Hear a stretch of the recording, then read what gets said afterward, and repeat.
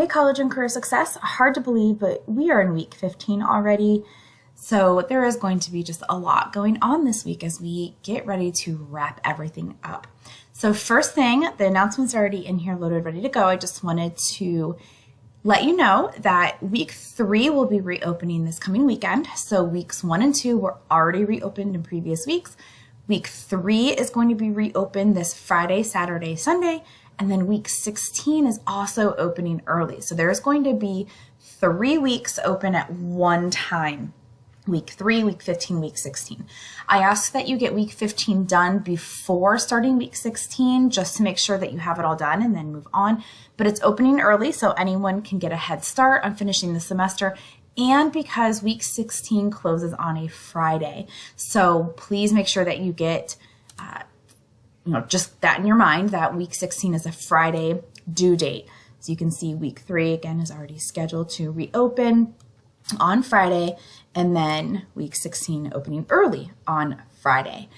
Something else, your workshop video really needs to be, I say video because it's right there, your workshop assignment is due by the end of week 16, which again is on a Friday, May 3rd. The entire course is done.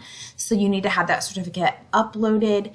At this point in the semester, there's maybe one more offering. So unfortunately, if you did not take a workshop already, then you're probably just gonna have to go to 0 on that. If you can squeeze in that last workshop, go ahead and do that. And again, my video walks you through where to go and kind of some information on registering and getting that certificate completion to me.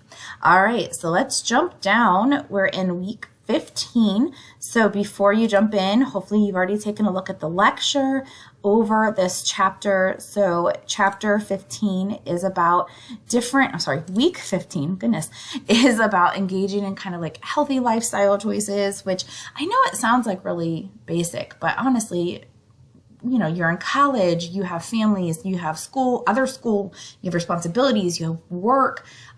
So it might not be as easy as it sounds. I know sometimes when I get at my busiest, I'm not eating the best, I'm not sleeping the best. And so just a nice reminder at the very least, some things that we should be doing to make sure we can keep doing what we want to do. Anyway, let's jump in to the assignments. So this is a normal week where you have discussion board posts due by Wednesday for your weekly attendance. Excuse me. So here's your prompt. Are your eating and sleeping habits currently affecting your ability to have a super successful college experience? Describe the health and wellness changes the commitment to clean eating and sleeping will bring about and how you will benefit in the short and long term. So kind of what I just mentioned, sometimes we get really busy because we're trying to fit, all of our things in during the day, and there's only so many hours and everyone needs something from us. Are we eating right? Are we sleeping right? Is our mental health okay? Is it impacting our academics? Because it's all tied, it's all connected together. And so if we're not sleeping well, if we're not eating well, it does have cognitive and physical effects. And so do you feel like maybe those are being impacted?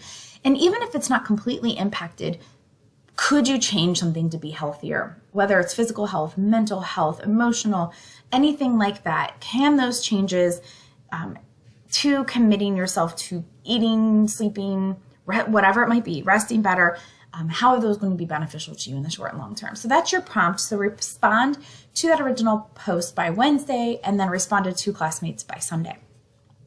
Your chapter 11 assignment is make or break a habit.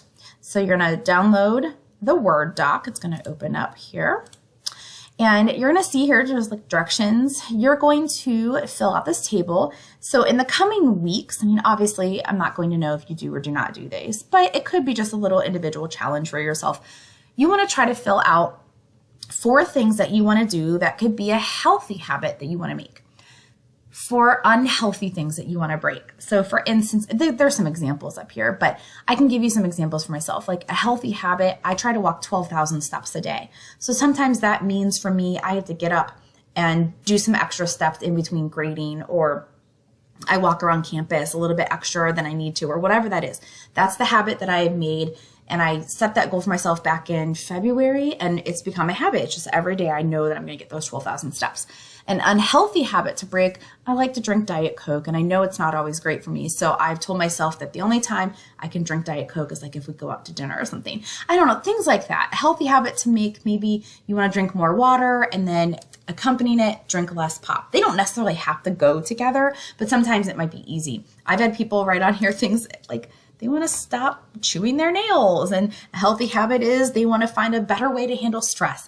So whatever it is, 4 habits you would like to make that are healthy for you, and 4 habits that are maybe not the best for you health-wise. And again, that could be physical, mental, emotional. Then here are some questions to respond to. What reminders will you use? Will you tell someone? Will you have like an accountability partner? Will you write a reminder in your phone? Will you have Post-its? What if you forget about the habit? Let's say you set the goal and then a couple of days later, you're like, oh shoot, I haven't had enough water every day for the last couple of days. What do you kind of do if you forget about the habit? How would you feel if you were able to actually make or break those habits for good? Like, how would your life be different? And how would you feel if you were not able to make those habits, break them or make them? And then what obstacles might prevent you from making and breaking your habits? So each of these could really just be answered in like one sentence. So not very long responses or anything. All right. So when you complete that, make sure you save it. And then help if I click in the right thing here. As you are used to, there's a Dropbox in there that you'll just upload your file. All right, and then as always, again, you have a quiz. So chapter 11 quiz, when you open that up, I just want to reiterate 2 to 5 sentences. The last couple weeks, I'm really noticing some students answering in like 4 words or like a fragment or one sentence. So 2 to 5 sentences, because I know some of these are a little bit longer. It's harder to capture some of the answers to all of this in one sentence. So, all right, question 1, if you're creating an informational flyer about sleep, what would you include? Question 2 is asking about your stress relief routine. And then, have you done certain strategies in the past that have worked really well? Is there anything from this chapter that is new that you think you want to try? So you might want to revisit the textbook link, the lecture, the PowerPoint to see what strategies they specifically mentioned for stress relief. Question 3 is more of an opinion to begin with, but then it says, provide evidence from the book. It says, which mental health disorder do you think is most common among college students? And then why? How would you back it up? So it says evidence from the textbook and personal experience. Question 4, what are the 3 types of exercise mentioned in this chapter and what are the benefits? I don't know why, but I have students struggle to find this one. If you watch my lecture video, I point it out, but I will just kind of bring it up anyway, just to make sure. All right. Let's get through all there we go, right there. Like that's basically the answer, guys, right there. So just kind of what are the benefits? What are the 3 types? And then what are the benefits? And then how can you recognize when someone is using drugs or alcohol? What can you do if you think their issue is becoming more problematic? And then as always, save and then get ready to submit that. All right, so real quick recap with everything this week. Post your original response to the Chapter 11 discussion by Wednesday for weekly attendance. Responded to classmates by Sunday. Get your Chapter 11 assignment, then make a habit, break a habit, and your Chapter 11 quiz by Sunday as well. Don't forget that your workshop assignment is due by the end of week 16, which is Friday, May 3rd. Week 3 will be reopening this coming weekend. Week 16 will be opening early as well. Have a great week.